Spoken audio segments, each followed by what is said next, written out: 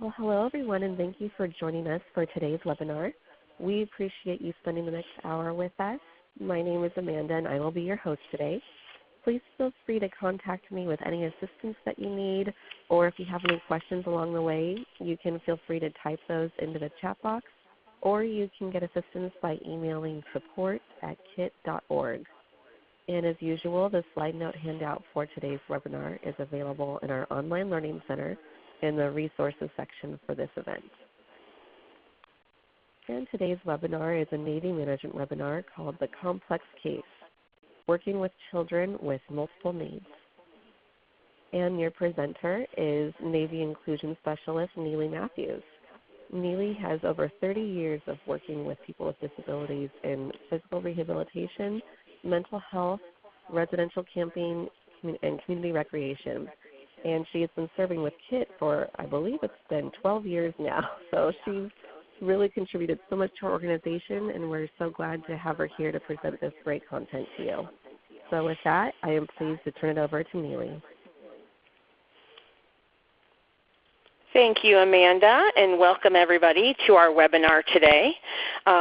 We are going to go over the learning objectives, and before we do that, I want to thank you guys for joining us, as well as let you know that this is a topic that has come up several times in my personal position here with KIT and with the Navy, so we wanted to explore it a little bit more and look at some of those steps that we can take when you get those complex, sometimes difficult cases to navigate that come across your desk and your programs. So today we're going to accurately explain the steps to take when a child with multiple needs enrolls in your program. We're going to look at a couple different scenarios and develop a strategy to make accommodations that will support a child in your Navy programs. We're going to look at one scenario in particular and use that through the explanation of the steps. And then we're going to look at a second scenario and kind of just from looking at some of the facts and information, we'll go and see what you can kind of take out from that. So one's going to be more of a case study, and the second scenario will be more of a kind of looking at it and deciding from the information we speak about during the webinar what you can actually take from just the information that's given to you. This is a very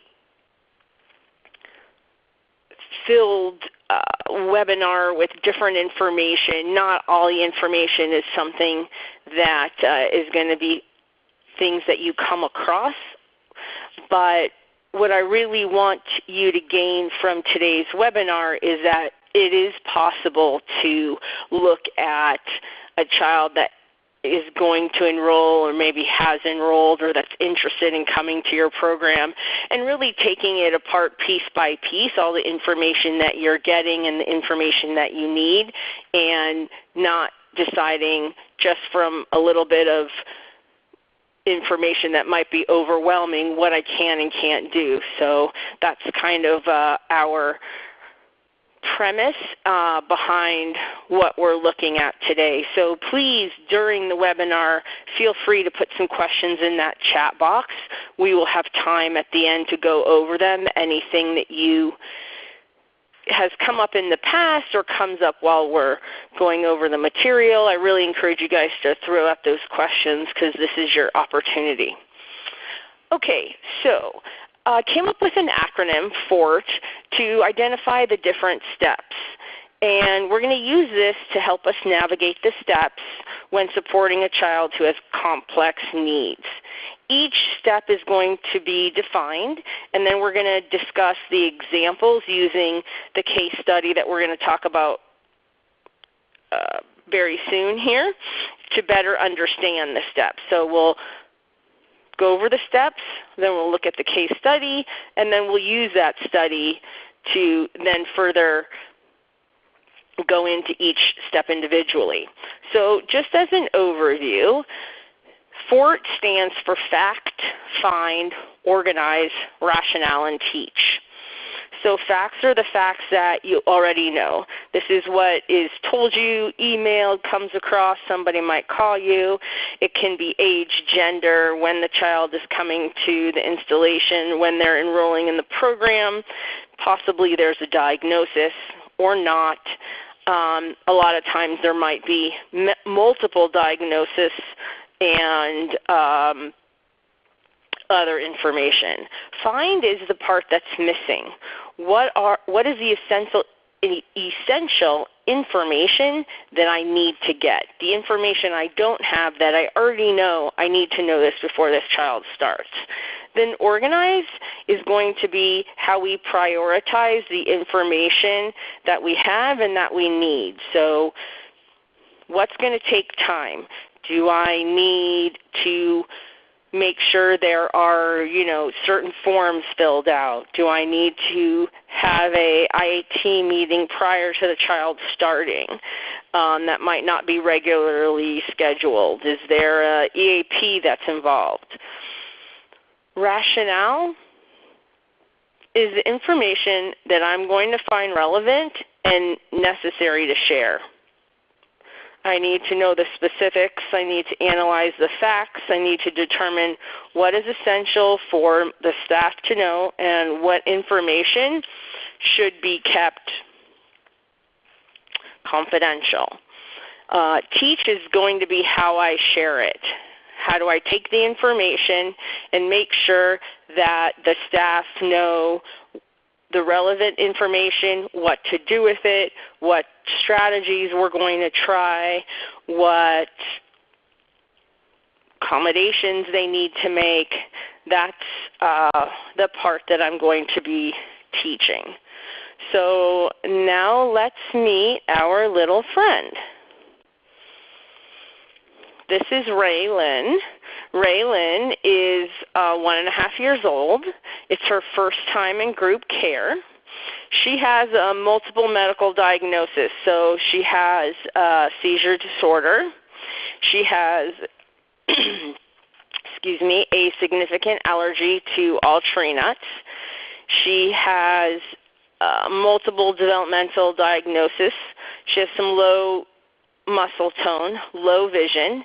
She also has a diagnosis of fetal alcohol syndrome. She's very social.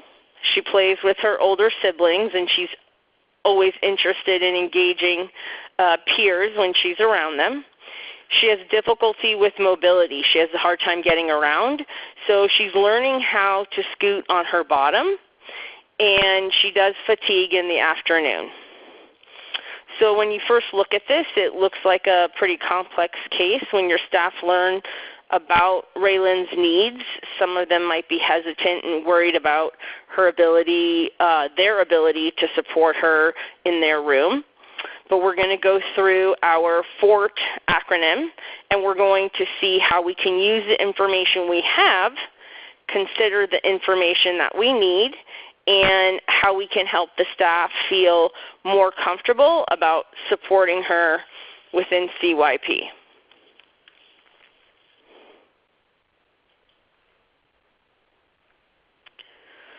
So a lot of times we hear something and we need to take a step back before reacting. The technical or medical information can be scary. It can be overwhelming. It can be confusing. I have definitely, in my time working with the Navy, I've definitely heard diagnoses that I had to research that I was completely unaware of. There's a lot of medical terms out there with really long words that mean something a lot more simplified.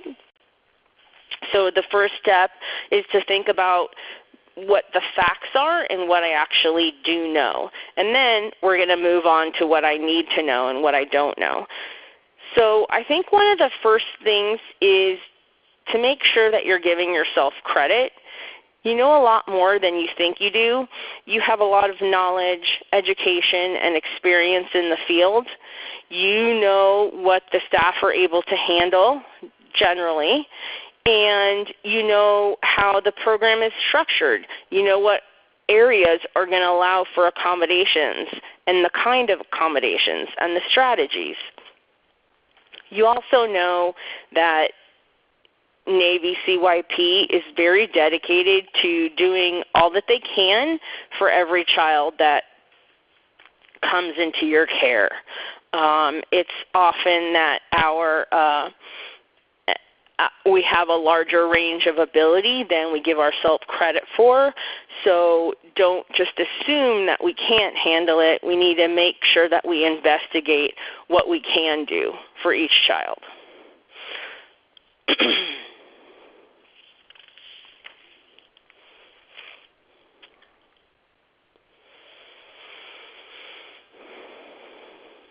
So this is what we know. These are the facts. We know her age. We know her medical diagnosis.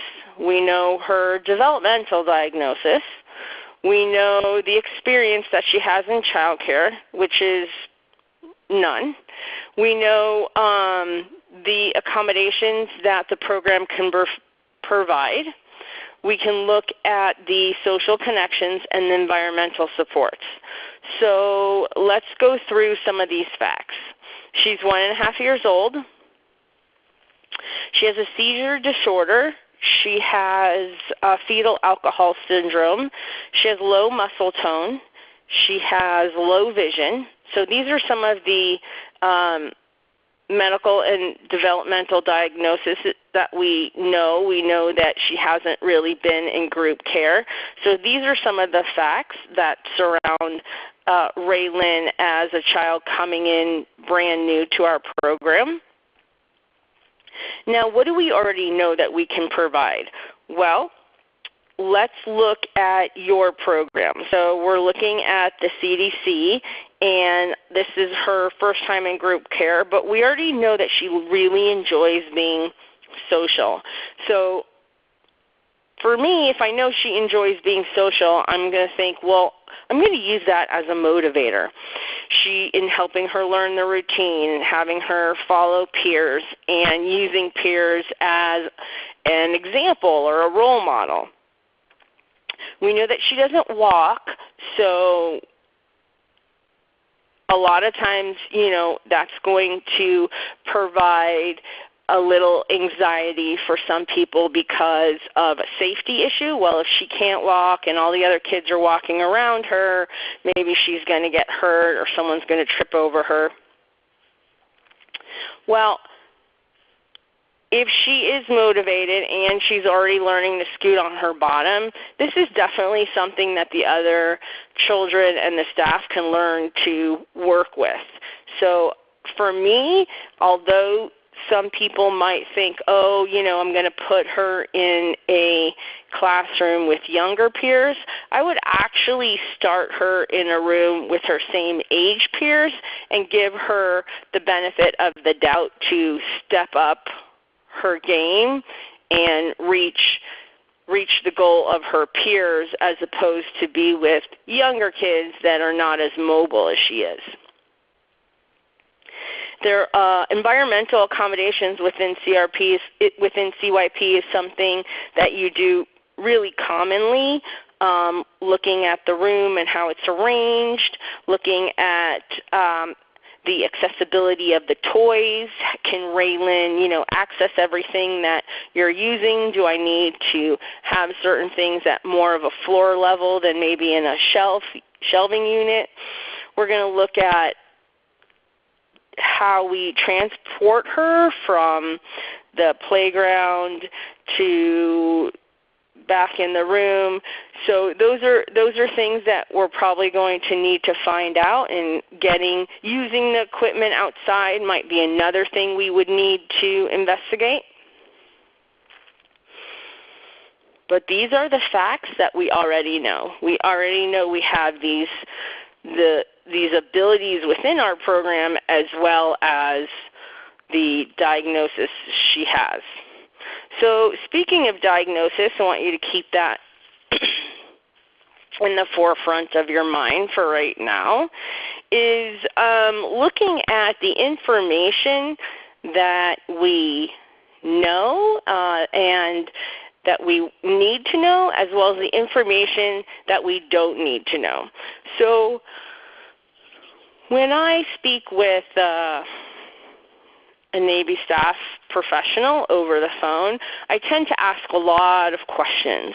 I tend to kind of sort through information and find out not only what's relevant, but what is really going to make the difference to help us come up with a plan of action and a strategy. So when I look at that information, I want to make sure that people are focusing on what they need to know and not worrying about what they don't need to know. So we need to know what kind of accommodations she's going to need. We need to think about the mobility issue. We need to think about the low vision. And low vision, I might not really be sure what that means. Does that mean that her vision is tunnel vision, or is it just like kind of nearsighted where I need to keep in mind that she can't see maybe 10 feet away, but she's okay if something's 3 or 4 feet away. Excuse me.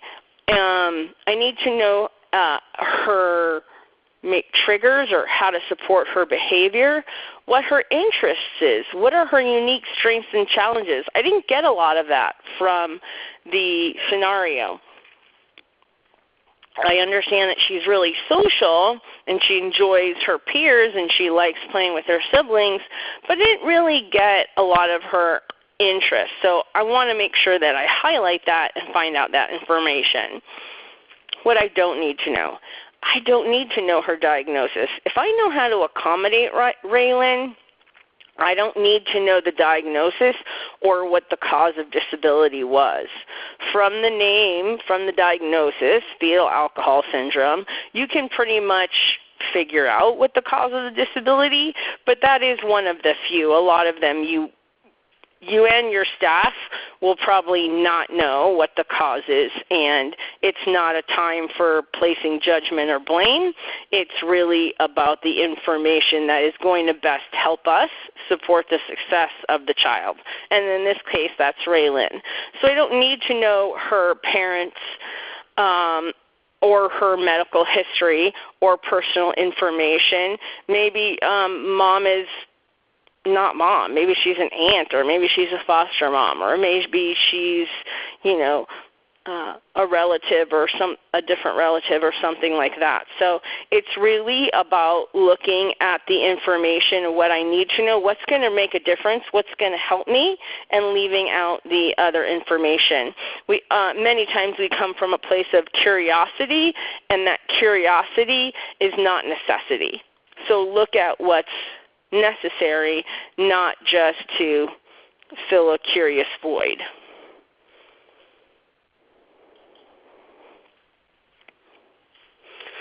So we're going to take a moment and chat in our little chat box on the bottom left-hand side of your screen. What questions do you have for Raylan's family? What do you need to know to support her in the program? So take a couple minutes and write down what you think you would need to know from her family.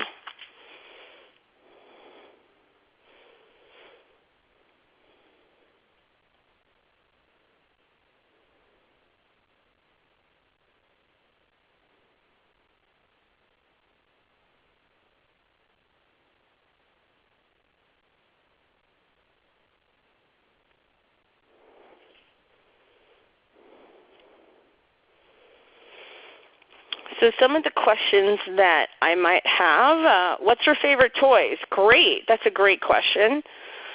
What does it look like when she has a seizure? Excellent. What does Raylan enjoy doing? In what areas does she need additional support? Those are fantastic questions. I love the question about her favorite toy. What she enjoys doing, what does it look like when she has a seizure. That is a really great as well as important question. There are many different types of seizures, and a lot of times a person or a child with a seizure disorder can have a seizure and we might not even know it, when they might just look off and stare off into one place, or it could be petite where it's just like their hand shakes or their leg trembles a little bit.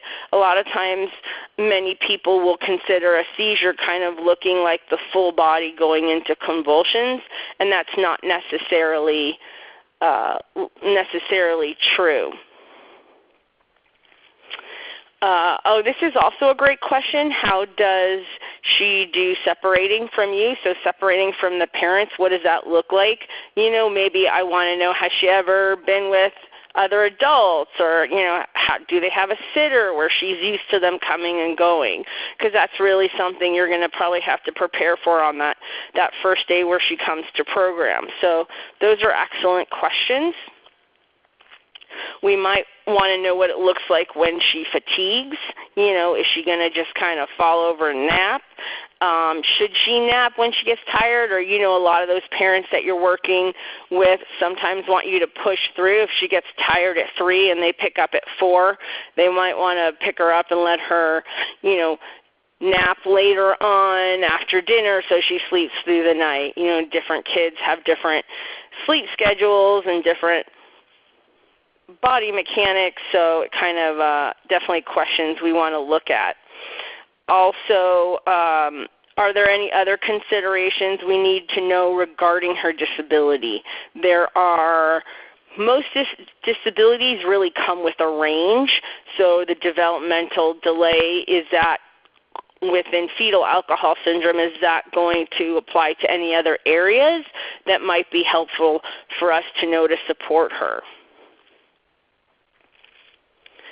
And, of course, those strengths and interests are really important, as we want to make sure that she's enjoying her time with us and that we can use those to help her adjust and acclimate to that group care.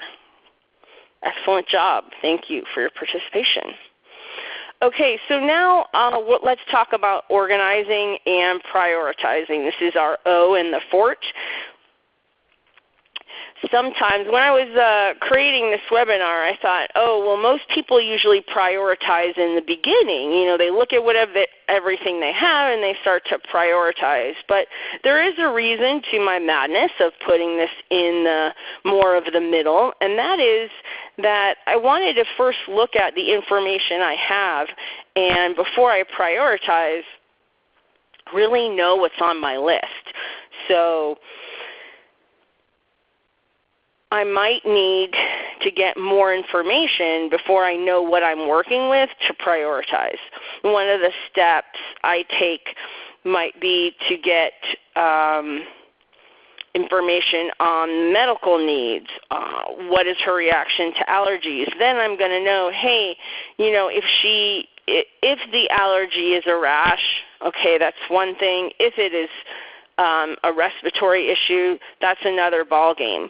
So, do I need to make sure that they get on that EAP right away, that emergency action plan? Do I need to make sure that we are developing an inclusion support plan before she comes into program? Is that something we want to do? Do we need an emergency IAT meeting? These are all things that I want to make sure that if the information I've gathered leads me to this step, that I know, okay, this is what I need to make sure is a priority. I need to get these forms out to her right away. How much time do I have? When are they starting? Is there any outside professionals that I need to consult? If she has trouble with low muscle tone, is this something that, is this something that's going to affect her eating? So maybe we need to get an occupational therapist that she works with in the program to teach those teachers in the room the feeding techniques or how best to feed her, or that they need to make sure she swallowed a bite before moving on to the next. If she feeds herself, maybe there's some verbal prompts that she needs. And what are the things that I can learn along the way? I might learn along the way that her scooting, since the time that she was registered to the time that she's going to start program, has significantly improved or hasn't improved, or that they use some type of scooter for her to be mobile around the area.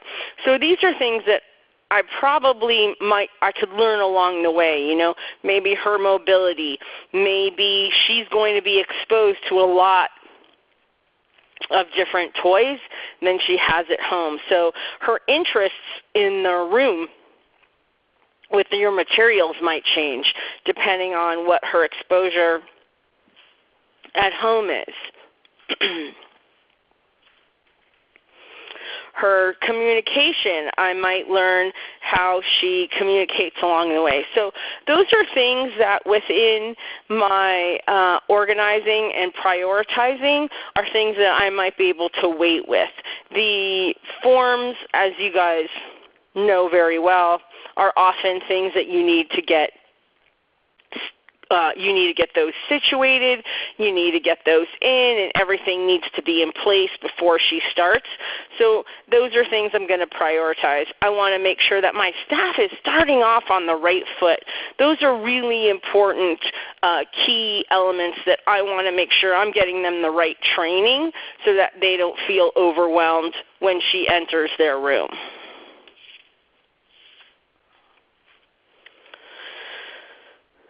So I'm going to look at, while I'm prioritizing these things, what I know now and what I'm going to evaluate later. These are a couple of the things that I mentioned previously, but let's look at the medications and how to support her participation.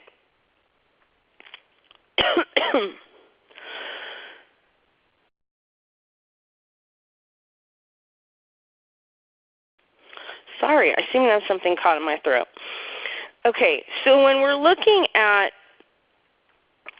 Raylin, I don't want to jump to putting her in a younger room because she isn't walking. If I know she's mobile, even if it might not look like a peer or a typical child her age, I want to start her with those same age peers. I mentioned earlier in the webinar that I can't expect a child to reach the potential of their same age peers if I don't give them that opportunity. So I really do want, if at all possible, to place her with her same age peers. I'll evaluate her mobility in the actual environment when she gets in that environment. It's going to be very different. I mean, you can always bring her in prior to the start date and see how she does, but that full-time participation in your program is really going to be the test of how she adjusts and participates within that routine. I do need to know now if she's on medications, what does that look like? Will we be responsible for giving her any of that?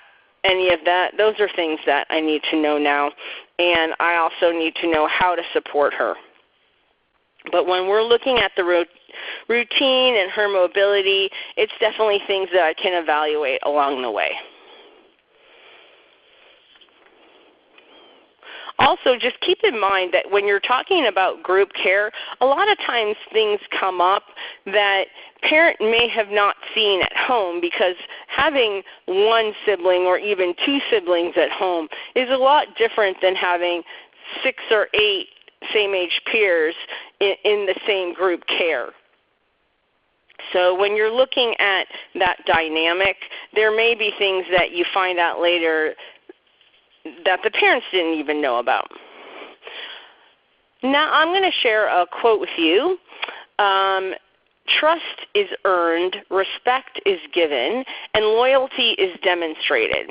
So betrayal of any one of those is to lose all three. I like this quote because I think it's very true when it comes to betrayal of confidential information.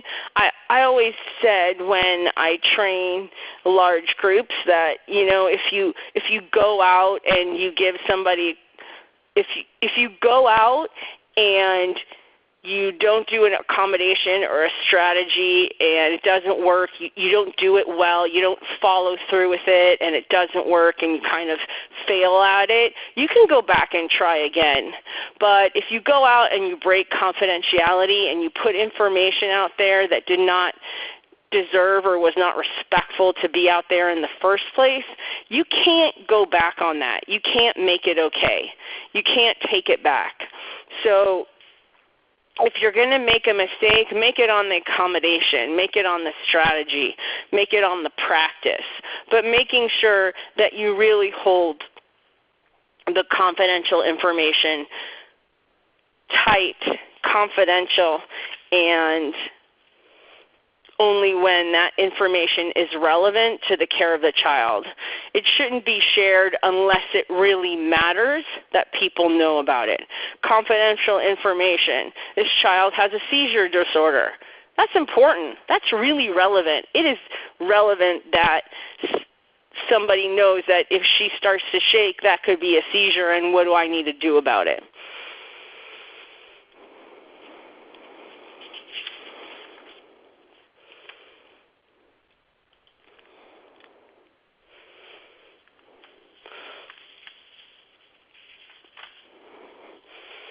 That's the rationale for sharing that developmental diagnosis supports the medical diagnosis needs is really what we need to look at. Raylan's story it's not complete. It's incomplete. It doesn't have all the information that we need. So when somebody looks at the diagnosis of fetal alcohol syndrome, they immediately come to the conclusion, oh, mom drank while she was pregnant, because that's literally what the diagnosis means. But we don't know what the truth in that is.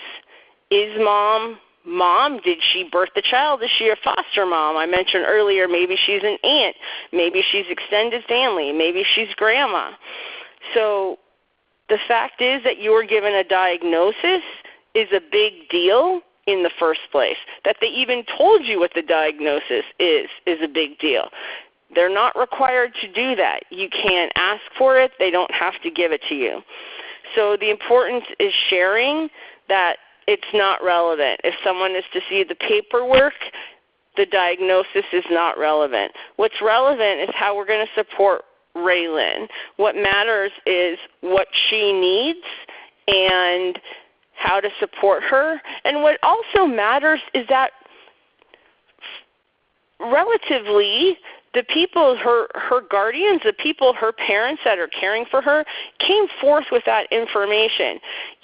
So many times, I'm sure all of you who are attending the webinar right now have had situations where you felt there was something going on with a child and you got no information, zero. They just sign up the kid and they're like, oh yeah, by the way,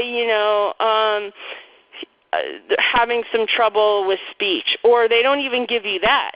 So many times you're not given information if you actually are with these more complex cases, because they know they have as diagnosis a child is receiving multiple therapeutic interventions, that, hey, be excited to actually have that information, and now is when you get to ask the information. But what is the information I'm going to share? We're not judging. We're just going to look at the rationale for what we're sharing. So to sharing the information, this is what we're going to ask ourselves. Does sharing the information help the staff accommodate Raylin? So in this case, we want to share information about her allergy, her seizure disorder, her mobility disorder. We want to share information about her vision, her muscle tone, the information that's going to impact her actual participation.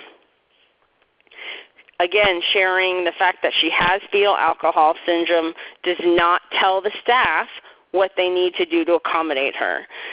So let them learn it and give them the information through the gathering process. So you could share how she learns.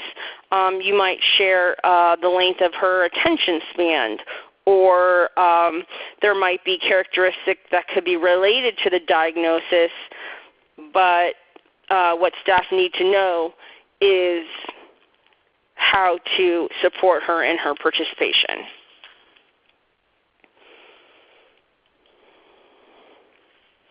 So when I'm looking at the information, now I've used my rationale to decide what information that I am going to share with the staff and the rationale for sharing that information.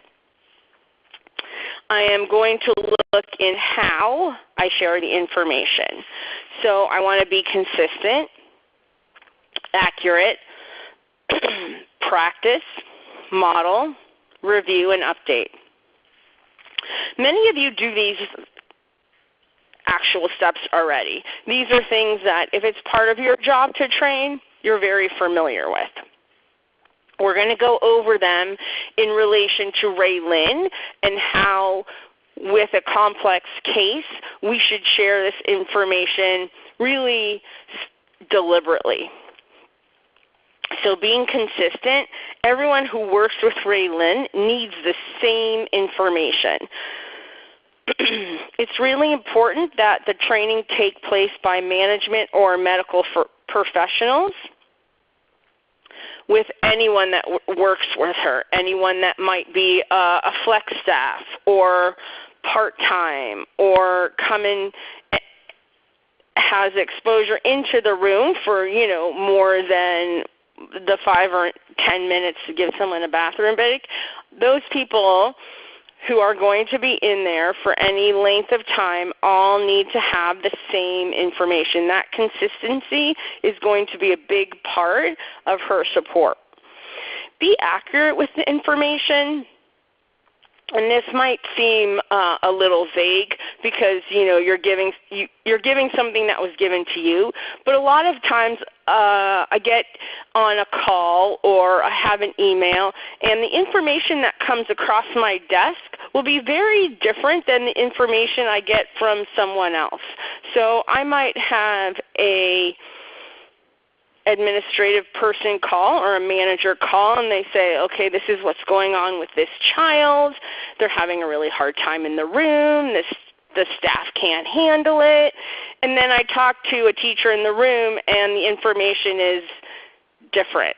Well, we can handle it except for this part.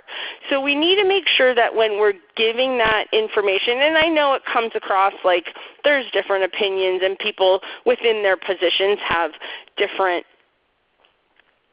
interactions with that child, but when we're passing it down, this is a really important part of the information that we can control. We can make sure that whatever information, we're not taking it and making it our own. We're giving what we are actually hearing. She has low muscle tone. This doesn't mean that I'm going to assume what she can and can't do. I'm going to tell you what I know. I'm going to be really accurate in that delivery of the information. So it's just an aspect that I would like to be considered. So once I have that information and I have that support, I know that this is the way she needs to be supported, especially if you're looking at mobility and muscle tone. You might get from the occupational therapist, let's say, they're going to say, okay, you need to sit behind her and support her when she's looking down so she doesn't fall down, or when she's eating or having a snack or something like that. So that's going to be, you want to be really accurate in what you're delivering. And then you want to practice it. Practice that strategy. Support that staff in the practice of that strategy or accommodation. You want to model how to do something or have somebody model how to do it. And then when we're looking at the modeling of the support and the practice, and we're making sure that it's something that we are doing often and consistently, we want to go back and review. So how are we doing it? We didn't just practice this one time and done. We didn't model for the trainer and then leave. We're checking in on them. We're using the therapeutic staff.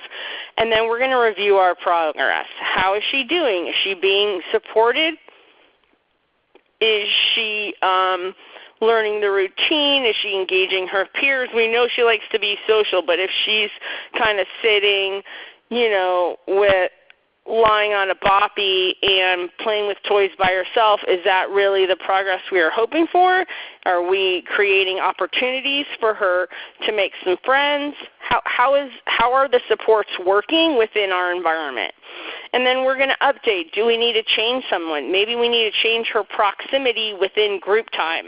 Maybe we need to change the dynamic of some of the table activities. So we want to look at those and make updates to her ISP so that we can continue to support her progress and she's going to be successful. We want to continue and update that communication as well, constantly updating the parents, getting communication from the therapeutic interventions, and making sure that everyone's on the same page. All right, so let's take a little poll here. Name the steps of FORT when faced with a complex case. You have 3 options here.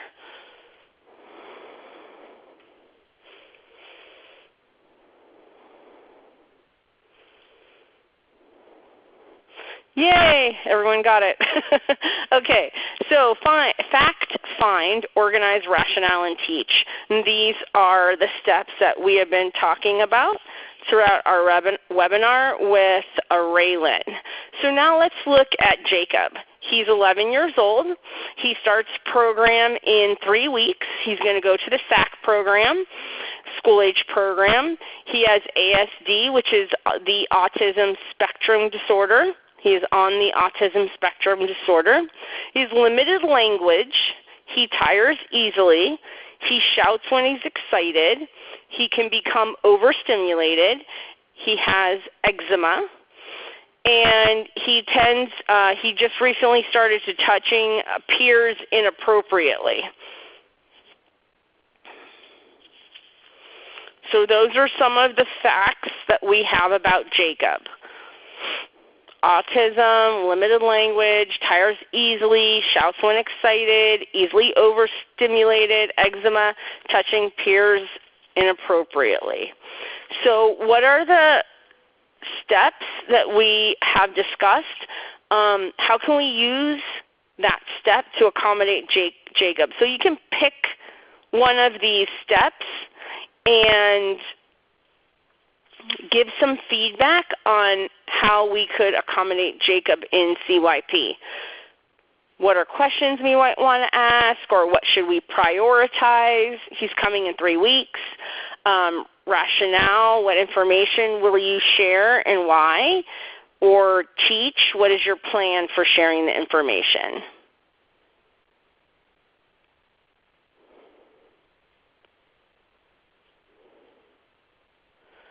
So one of the questions might be, when can we meet with the family? That's great, because then I'm going to be able to ask, figure out what questions I need to ask and have those ready to go.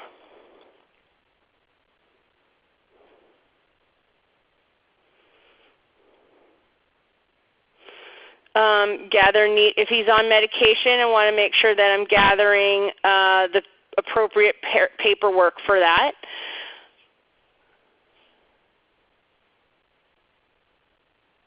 Okay, this is a great question. Tell me more about what specifically touching peers appropriately means and how is that handled. So when I have a meeting with the parents, that might be a question I'm going to ask, actually. That's definitely a question I'm going to ask. I want to know, when you say touching peers inappropriately, does that mean he goes and he pulls hair, because that's not appropriate for an 11-year-old? Or does that mean that he's, touching a girl in the chest? And that's going to be inappropriate. So what is the range for inappropriate? What does it look like, and what do they do when it happens? Those are going to be really key questions, because we want Jacob to start off on the right foot in our program. We want to know how it's handled in other group settings. Those are excellent questions. So with Jacob, there's several questions you're going to be asking, and then you're going to look at how you organize and what you're going to teach and the rationale for what you're going to teach. And depending on the information you get, then you're going to decide on what information you'll be sharing.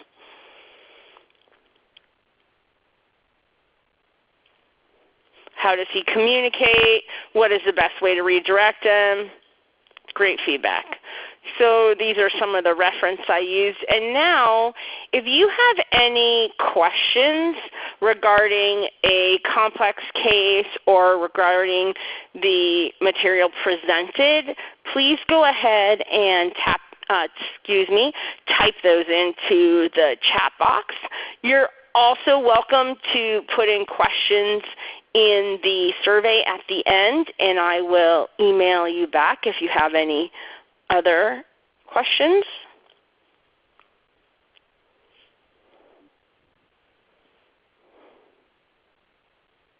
Thank you so much, Neely. While we're waiting for any questions to come in, I'll just go ahead and go through these last couple of slides to give people time.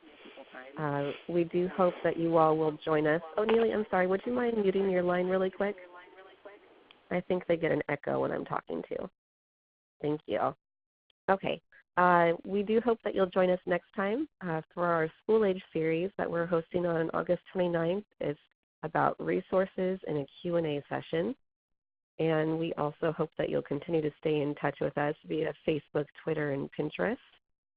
And I'm going to go ahead and run through this spiel real quick for you on our general policies and practices following webinars and how you can gain CEUs and certificates.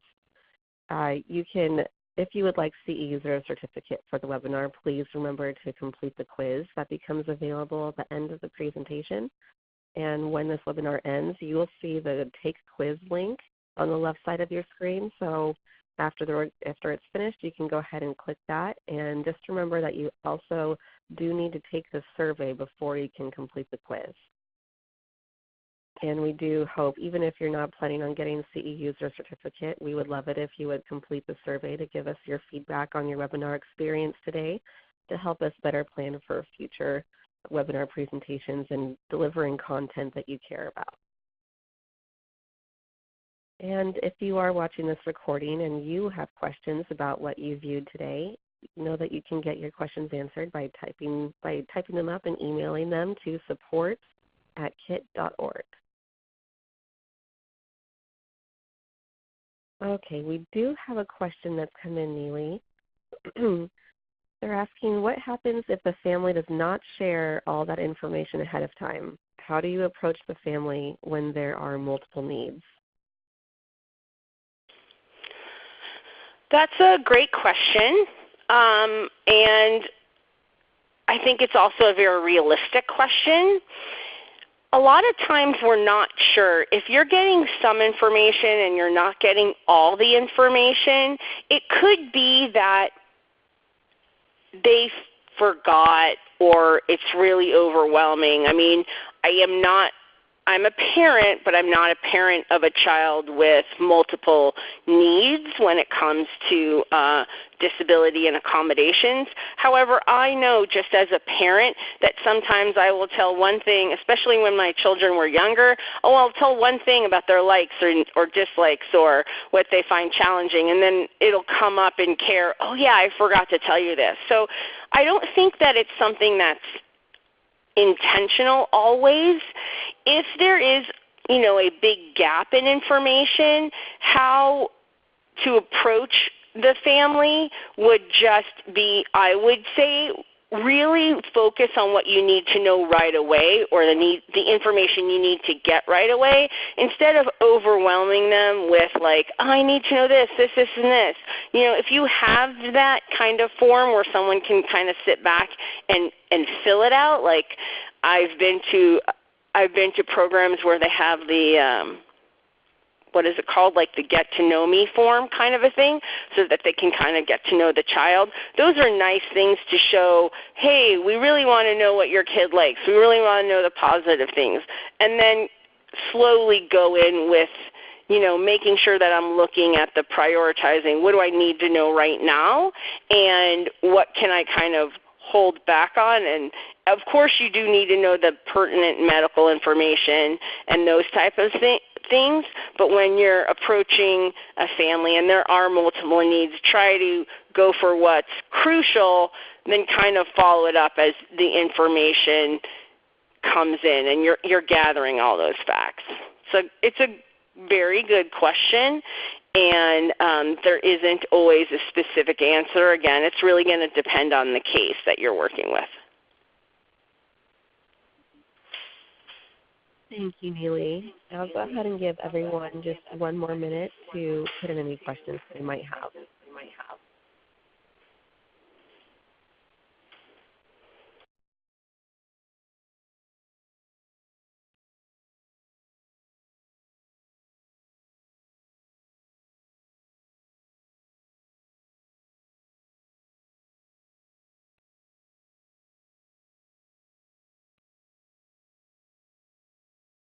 Okay, it's looking like we're all set. Thank you so much, Neely, for presenting today and giving us some great content. And we appreciate all of you joining us and spending time today to go over this, and also contributing so much in the live chat. The chat is really a good feature for making sure everyone's staying engaged, but they're also really getting the most possible out of the content, and that you're all interacting with each other and learning from each other. So we're very grateful that you were also participatory today. And we hope that you took away some really great strategies and tips to bring back to your programs. But please do remember that KID is always here as a partner and a resource. So please reach out to us if we can assist you in any way. Thank you so much, everybody, and thanks again, Neely. And we look forward to talking to you guys. Oh, wait, do we want to go through that question? Okay, I'll follow up with that question with you afterwards. Unless, do you want to answer it really quick, Neely, before we go? We do have a few minutes left. Should I take the question? Oh, sure. I can take it, Amanda. It's regarding placement with younger peers. There's a disagreement with placement with younger peers. My professional opinion is always to place a child with their same age peers. I know that to advocate sometimes for that, you're advocating both with staff and with parents. Parents sometimes will request that a child be placed with younger peers, as well as staff might give their opinion that a child should be with younger peers. Again, if at all possible, point out when you're working with a child that it's always better to have them with the same age peers so that they can learn those skills. You know, a 20, 30-year-old staff cannot teach a 2-year-old how to be a 2-year-old. A 2-year-old learns how to be a 2-year-old from a 2-year-old. So that is basically how I would, that's my standard for advocating for same-age peers. It's definitely something that I believe in. Thank you, guys, and I hope everyone has a good rest of their day. Thank you, everyone. Thanks, Neely.